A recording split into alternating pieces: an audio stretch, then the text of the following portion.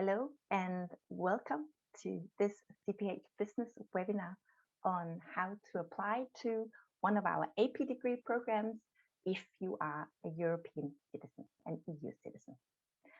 My name is Katrine and I am one of the 4 people you can expect to meet in front of the camera for the next 30 to 60 minutes. The way we do it is we start off with a presentation which will last 25 to 30 minutes. Following that, we will reply to your questions and you can expect this to end at 6 o'clock at the latest. We are recording today and you are going to get a copy after if you have signed up in advance. We're going to use the chat function you will find somewhere on your screen to post links for you as we go along. Now, if you have any questions, which we hope that you have, we will kindly ask you to put those in the Q&A with your questions, please. So we have a full overview because you're many signed up today. Yes. Now, in case some of you are non-European citizens or you are planning on applying for the February study start, you need to keep in mind that what you learn today might differ slightly from what you need to do. So it's really, really important. Are you not an EU citizen and are you thinking of another study start in September? Please check up on our website. What are the guidelines for you? We are not going to make any individual assessments today. It means if you have any questions relating to you that are probably unique to you, please write us an email instead. And I know Miriam is going to post a link for you in the chat, so you have easy access to our admissions team. I hope that you are going to enjoy today. And now I'm passing on to Charlotte. Thank you very much, Katrine. Hello, my name is Charlotte, and I'm one of the study counselors here at Cphbusiness.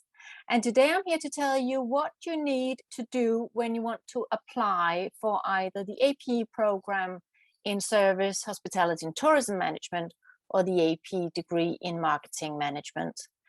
Now, first of all, you need to check that you meet the admission requirements for the programs. So if we start with the AP degree in Service, Hospitality and Tourism Management, you can see that you need a qualifying exam, and I'll return to that in a moment.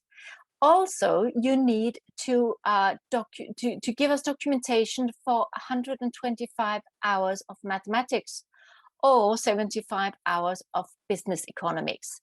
And those should be lessons that you have obtained during the last 3 years of your secondary school training.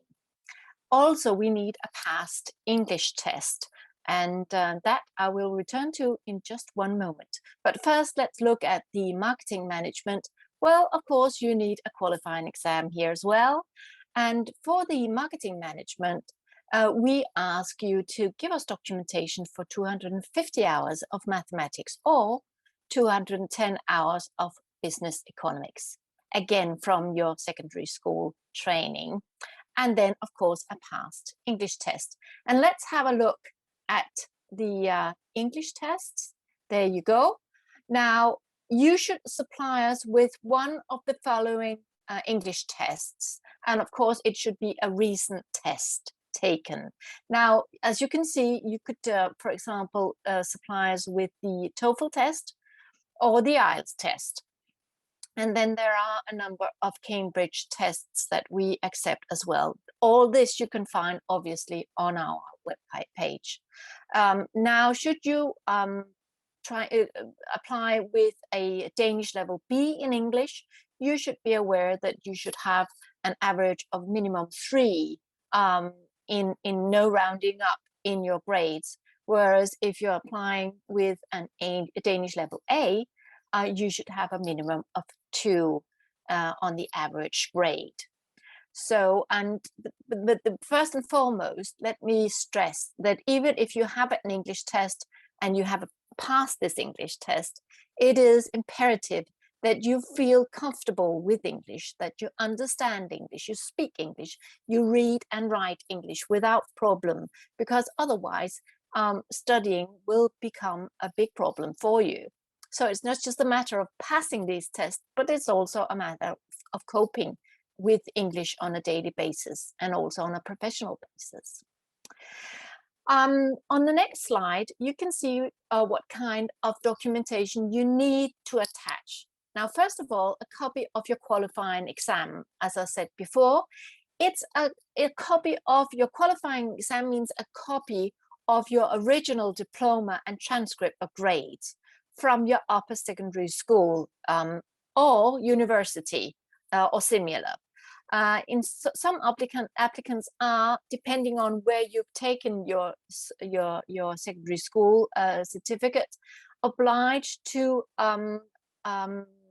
also have some years at the university in order for your qualification to be considered equal to a Danish upper secondary school certificate.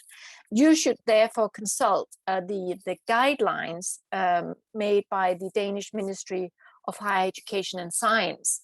And I know my colleague Miriam is going to post a link where you can actually check up if you meet the requirements here with your secondary school certificate, depending on where you're from. Again, on the next item, documentation of enough hours of mathematics, the ones that we just went through, different from whichever program you want to apply for, and those you should have obtained for during the last 3 years of your upper secondary school. Now, the English test also that we went through, we need to have you send them to us, and also the documentation that you send us should be either translated into Danish or English so that we understand actually what is it you send us. And then, of course, if you're not applying yourself, but you have somebody applying on your behalf, make sure that you have a power of attorney enclosed with your application on your behalf. Now, this is what you need to attach. My colleague Søren is going to tell you now what you could also attach to your application. Yes, thank you very much, Charlotte. My name is Søren Meyer, and I'm going to tell you some more about your application. What Charlotte has just told you are the requirements to the application. Your application will not be considered if you do not fulfill these requirements. However, to fulfill the requirements is no guarantee to be accepted because we have more applicants than we have places available. And we will select the best qualified applicants for admission according to some criteria. And of course, we will attach great importance to the average grade of your qualifying exam. That's very important. Therefore, do your best to achieve high grades. But now I'm going to tell you about 3 additional kinds of documents that you can upload in order to improve your chances of getting accepted. First of all, the motivational letter. In this letter, you can explain why you have chosen the program concerned and why you have chosen Denmark as your destination. Please tell us if you have some connection to Denmark. You could also tell us about your plans for the future. What kind of jobs are you aiming at? What is your dream job? You can mention whatever you want to and what you think could be relevant for us to know. It could also be leisure time activities, it could be sports, etc. But please be honest and authentical. We appreciate that. And also, do not let the motivational letter exceed 1 page. Secondly, you can upload documentation of relevant work experience. It is not sufficient to enclose a CV. You should preferably submit recommendation letters from your employers. And finally, you can upload documentation about supplementary education and other activities It could be IT or language courses. It could also be voluntary work. Do not hesitate to mention and document these kind of activities. The documents that I have mentioned so far are not needs to have. Therefore, if you do not add this kind of additional documents, it's okay. We will not send you any reminder. But we strongly recommend to you that you add these documents, especially the motivational letter, because in that way we get some idea of who you are, what's your background, what's your experience, what's your ambitions, and we can, and that's very important, we can offer you credits for this in our evaluation of your application. Now, Charlotte will give you further details about how to apply. I certainly will. Now, because once you have gathered all the documentation you need to apply, you want to upload your application. And to do so, you go to our homepage and you look up the application guide. And this is where you need to click your way through some of the questions that we ask you. And then a page unfolds. It's called Your Way to Admission. And at the bottom of this page, there is an apply box. So you press that, and then you end up on this page, which is called Optagelse.dk, and this is where you upload your application. So this is actually where you want to end up, and then just follow the instructions. They are all in English once you apply in the right place. You should know that you can apply for 8 priorities on the summer intake. And once you have applied and you uploaded your application, if you want to change something, you need to return to Optagelse.dk. It's no need, or there's no use in contacting us, because you need to do it the other way around. So, but first and foremost, what you need to do is keep an eye on the deadline.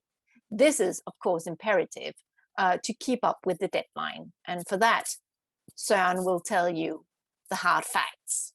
Take it away, Søren. Yes, I have to underline that deadlines, they are very important. Do not ignore them. We must have your application on March 15 at 12 p.m. at the latest. But I recommend to you that you send your application days before the deadline, because technical problems may occur, and then you will have plenty of time to solve the problem, and you may even have time to get in contact with us if necessary.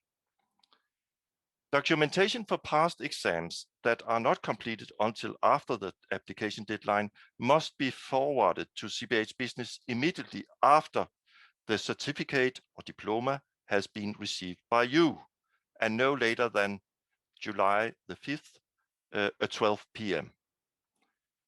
Supplementary courses, for example, the English test, must be uploaded together with the application on March 15. In case you haven't passed these courses yet, you must document that you are following the course. And the result of the course must be sent to us on July the 5th at the latest. In summary, I would say that there are 2 important dates for you to remember. Obviously, March 15 for the application, but also July the 5th for any kind of documentation not ready by March 15. All applicants from the EU will receive a reply to their application on July 28. If admitted, you will receive a reply at Cphbusiness applicant net. We will come back to that later in this presentation, and you will also be informed about this in the confirmation message you get when you upload your application. If you are admitted, you must confirm or reject the offer of a study place also at Cphbusiness applicant.net, and the deadline for this will be stated in the admission letter. If you do not confirm your admission to the program concerned, your study place will simply be given to another applicant. So please remember that. And if you are not accepted for any of your priorities, you will receive a rejecting letter directly in your e-box or by email. Now it's time to hear something about typical mistakes made by the applicants. Christian, the floor is yours. Well, thank you, Søren. Yeah, my name is Christian, and I'm a coordinator at the admission office here at Cphbusiness. The first thing I'm going to talk about is the English test. When you make your application at the Untitled, you need to upload an English test with the required score. And you need to do that at the latest at 15th of March. If you haven't yet taken the English test, then you need to upload a copy of a booking of an English test. And you need to do that also on Untitled and no later at the 15th of March. And when you have taken your English test and passed it with the required score, you of course need to send in the test results to us. And again, you need to upload them at Untitled, and it must be no later than the 5th of July. When you make your application at Untitled, we also need to see a copy of your final diploma. So we need to see a copy in the original language, but also a translated copy into Danish or English. And the translation must be made by an official institution. This could be your former high school, university, or similar institution. And it's important that each page is stamped and signed by the translating institution. And then this again must be done before the 15th of March. If you haven't yet passed your qualifying exam, then you need to upload a transcript of grades from all upper secondary school. And again, it must be both in the original language and in a translation into Danish or English. And this must be done no later than the 15th of March. Then when you pass your final exam, then you must upload the final diploma, again at Untitled, and you need to do that no later than the 5th of July. To sum up what you need to do when you need to upload documentation to your application or additional documentation to your application, you must upload all of that on Untitled, and you must do it no later than the 5th of July. And it's important to say that every time you upload a document, you need to tick off a box which gives Cphbusiness access to the document. If you need to upload documentation after the 5th of July, you must go to our website and use the upload facility there, because at the 5th of July, Untitled closes. Then, before you make your application, it's very important for me to say that I recommend you strongly to visit our website and check out the requirements we have for your documentation. Because when we receive your application, if the documentation doesn't live up to our requirements stated on our website, or the documentation is missing, then the only documentation that we press for is documentation regarding final diploma or subject-specific requirements. So, for instance, if you have if your work experience documentation isn't sufficient, then we won't press for it. So it means that when we are evaluating your application, then we won't assess your work experience. So, very important, before you apply, please visit our website. And then the last thing is, every time please remember to write a motivational letter for each priority that you apply for.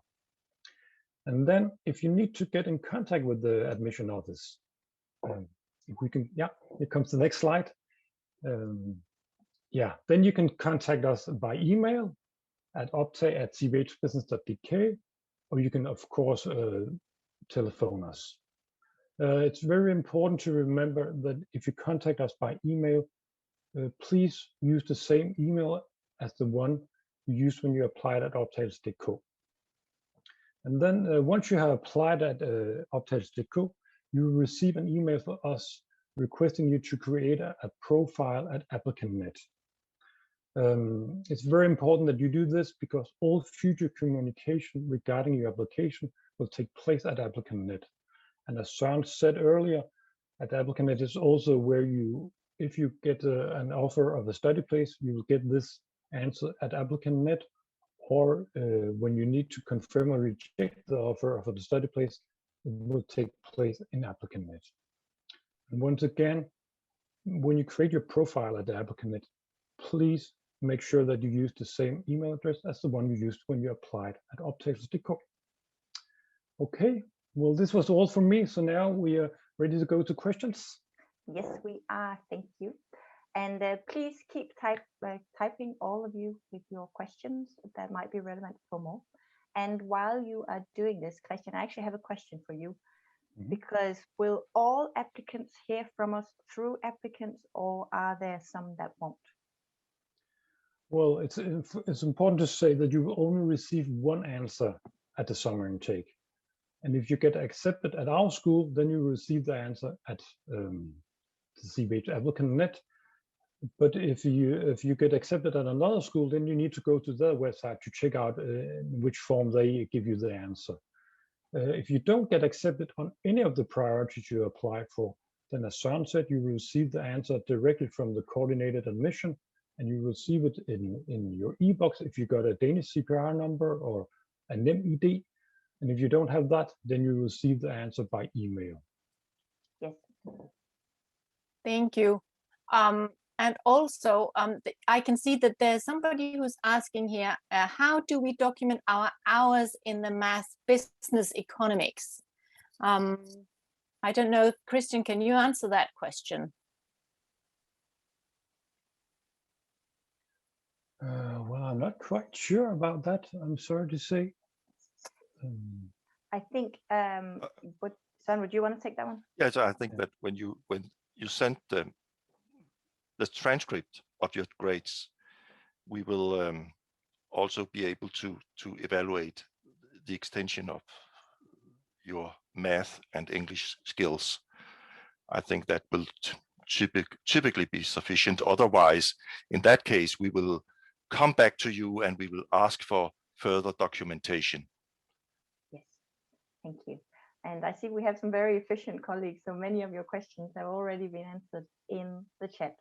Do you have any extra pieces of advice that any of you would like to add to this application process?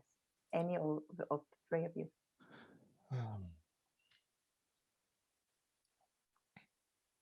What about the documentation? Do all of the things that they write in their motivational letter, do they need to document that? No, they don't.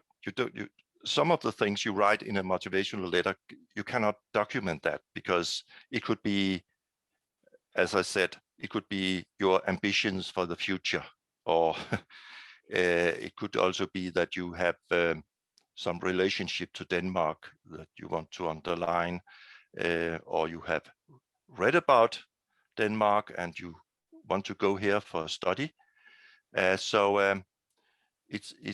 But the work experience, for example, we need a more specific documentation. Yes. I can only. Okay, sorry. I would like to add. It's what you need to document is the thing you write when you apply at Untitled. That's the things you need to document if you want them to be assessed when we receive your application. So that's very important. So what if I was a very good handball player, Christian? Do I need to document that as a part of my application or not? Do we get points if you don't document that sort of thing?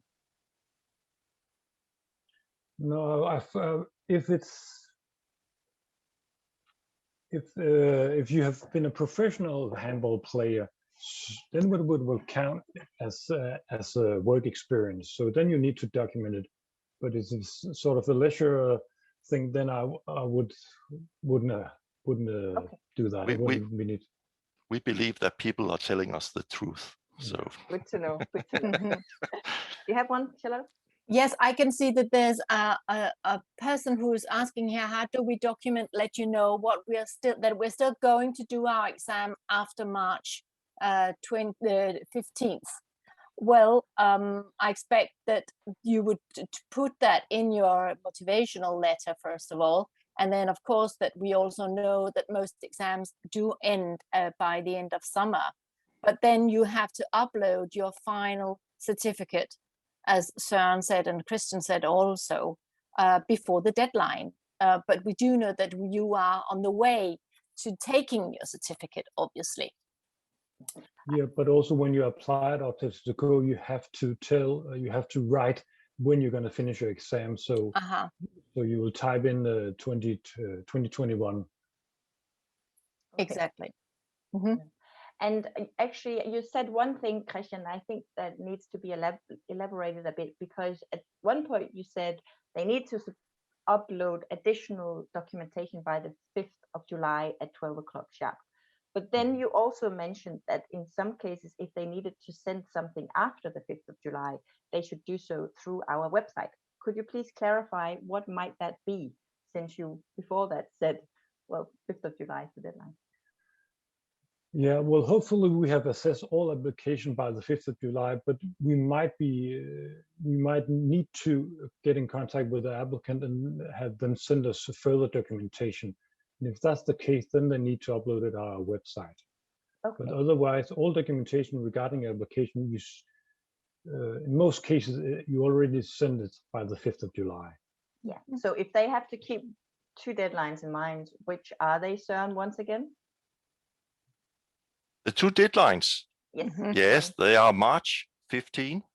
That's the deadline for the application. What time? 12 o'clock p.m. Thank you. And then, of course, also the 5th of July, because that's the deadline for any kind of documentation you need to send us, not available by the March 15. So. And also, perhaps we could just review, a person here is asking if there's any document missing. Will you contact us somehow? Or is our application invalid? Again, Can you please repeat what is it that is need and what is nice? I think that sort of answers the question. Yes, the qualifying exam is need to have, but the 3 kinds of documents I mentioned, the motivational letter, work experience, and other activities, they are not they are nice to have, but they are very important, because you will get credits for that. I mean, your chance of getting accepted will be much better if you provide us with all these kind of documents. But as Christian also mentioned in his part, we will not come back to you and ask for this kind of documentation. So so it's very important to remember. Yes. Yeah. Thank you, Søren. We also have a very good question from one of you asking, can we send the signature page before we can receive and send the other documents, such as our qualifying diploma? I don't know which one of you would be most qualified. I can answer that. You need when you apply to Untitled, you need to send the signature page immediately to us, and then we will open your application. So it enables us to see your application, so you can send that right away and then send your documents afterwards. That's no problem. Do they need to make a new signature page if they add anything to their application, or is it just once they need to make just once? Okay, good to know. And I would like to elaborate on the thing about which documentation that we press for. I'd just like to say, it's as Søren said, it's the documentation regarding the final diploma and subject-specific requirements. And the way we do it is that when we look at your application, then if we see that something is missing or if something is not living up to our standards, then we will send you a reminder in ApplicantNet. So you will receive an email at the email address that you used on our places of code. That's why it's so important, which tells you to go to ApplicantNet and see the message from us. And then you can see the message with which documentation that we are asking for, and you will have a week to do that. And if we haven't heard from you within a week, then we will send you another reminder, and you will have another week.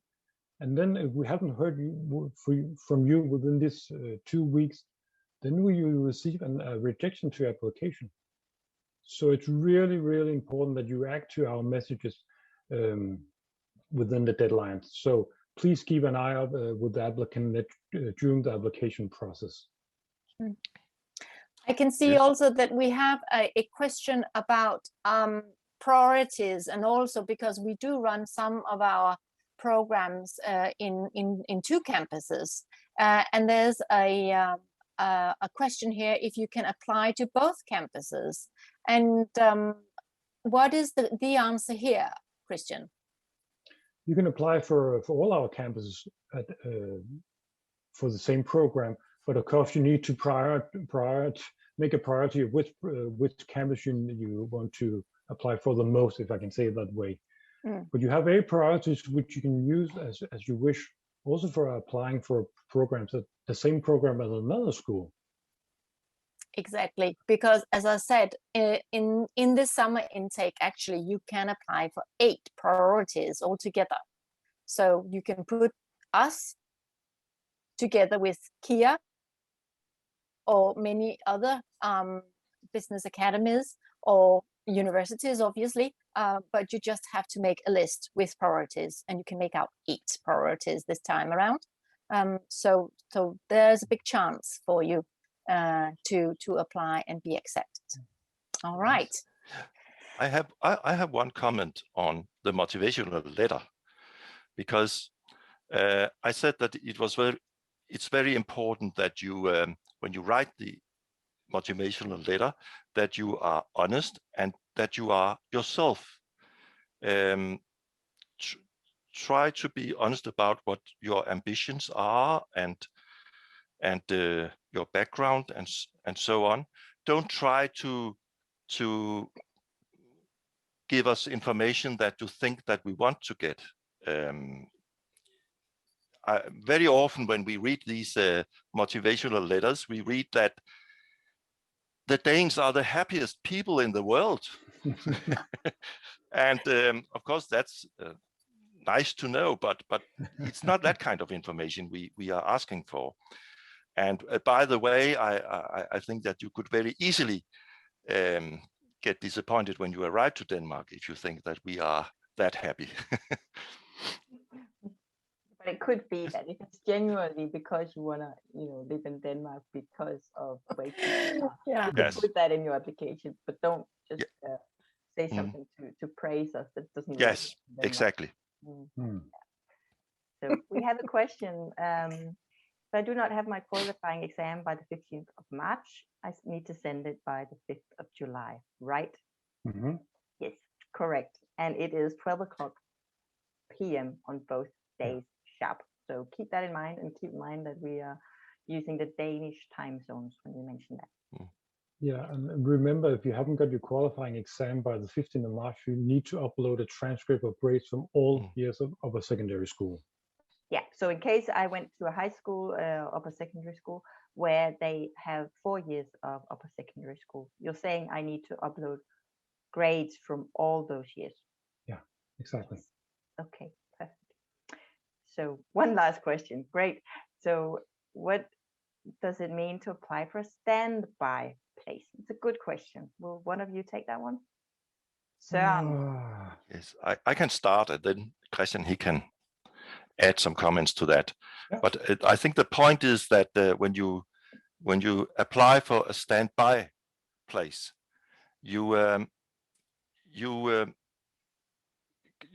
if you are accepted, then you can be sure that you will. If we don't have a place for you this summer, you can at least get it by next summer. But it's also important to underline that when you apply for a standby place, you will your other priorities will not be considered. Maybe Christian, you can elaborate a little bit on that, because that's very important to know before you apply for a standby place. Yeah, I'll try. It's a bit hard to explain, but Yes. yeah. First of all, standby means waiting list. Yes. So when you apply, if you use the option of standby at Optag.dk, you are applying for a spot on a waiting list, and you can only use that for one of your priorities. So if your application is not rejected, or you're not offered as a study place, then it means that you will be placed on a waiting list, and it gives you the possibility of being offered a study place until a fortnight after the study start.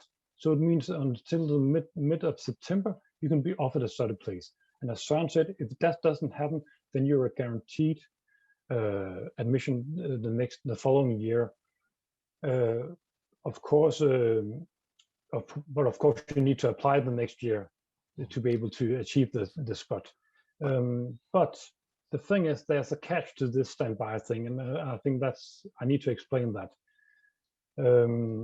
The thing is, to take an example, if you apply for 7 priorities and you use the standby option at your second priority, then if there becomes vacant places at any lower priorities than the second priority, you won't be offered any of these.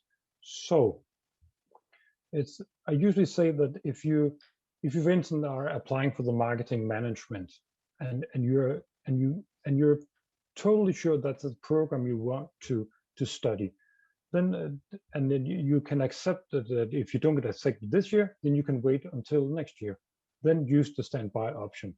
But on the other hand, if you think, I would like to start this summer, so I'm applying for 7 priorities, I want to just start one of the programs, then don't use the standby option, because you won't be offered any other study place, unless, of course, you use the standby option at your 7th priority, because all the lower priorities, you won't be offered any study places.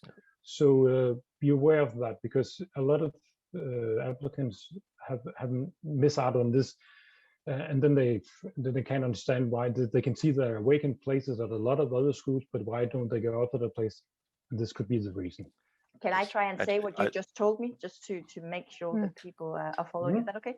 So Yeah, you were saying to me, Christian, if I was an applicant and I had applied to 3 different priorities, and I put a standby place on my second priority, and I was rejected at my first priority, and I was offered a standby place on my second priority, it means that only the second place would count. I wouldn't even be considered for my third priority. Yeah, exactly. Yeah. And when you say that I would need to apply for the next year, is it the following intake or is it the following year? Because we have good question. It's the yeah. following year, so it's the next summer take. Yes. Summer intake, sorry. Yes. And I also think that we have to say that it is very complicated to explain this this standby rule, but I think that we have a very pedagogical description of it on our website, as far as I remember. So you can also go there and get it in a written form to repeat what Christian and Katrine has just mentioned.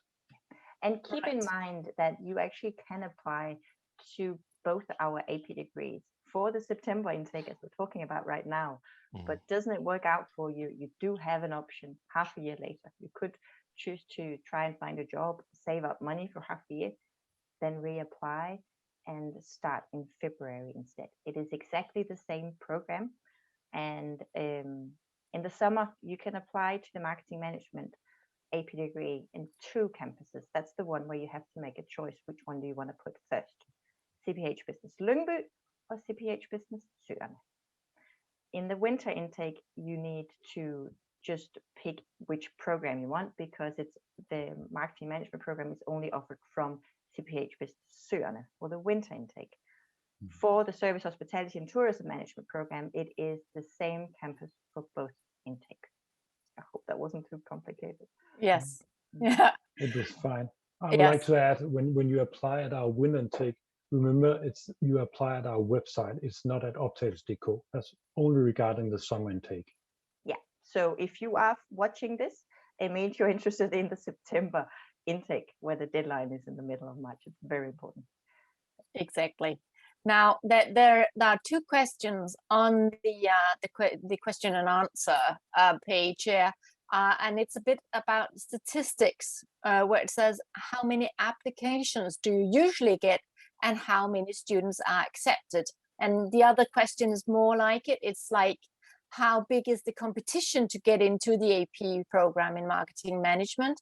How many people do we take in, and how many spaces do we have?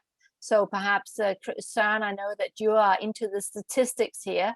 Can you give us just a... Yeah, I mean, it varies from summer to summer. So it's hard to say something exactly precise about it. But I would say that typically 20% of the qualified applicants will be rejected. It's a rule of thumb. I mean, it varies from year to year, of course. But yes, and then of course we have a lot of people also being rejected because they don't fulfill the requirements. That's another question. But 20% of the qualified applicants. Yes. And I would actually very much also encourage you to use our admissions team. They are available on the phone every day to help you, Monday to Friday. So give them a call, clarify your situation in a couple of minutes instead of waiting for months to hear back from us. So are you unsure whether you're qualified or not? Reach out to us on email or telephone and explain your unique circumstances. Yeah. And if you would like to see the precise numbers for applicants, which yeah, you can visit our website. There's a there's a place where it says admission statistic, and you can find statistics for the last 5 intakes. So yes. Yeah. But when you look at those statistics, we don't want you to run off scared, because the statistics doesn't say anything about did they apply as a first priority, were they qualified to apply. It is the total volume of applicants. So it might seem more scary than the reality is. Keep that in mind. And obviously, are you very interested in studying marketing management at Cphbusiness? You have 2 options to put us into your list of 8 priorities. So and you can be completely sure that if you do not apply, you won't be accepted. Yeah, that's also a very good point. Yeah. Yes. Yeah. So we are actually done with your questions now. In a minute, we're going to shut down. And when we do, there's going to be launched a 1 question poll on your screen.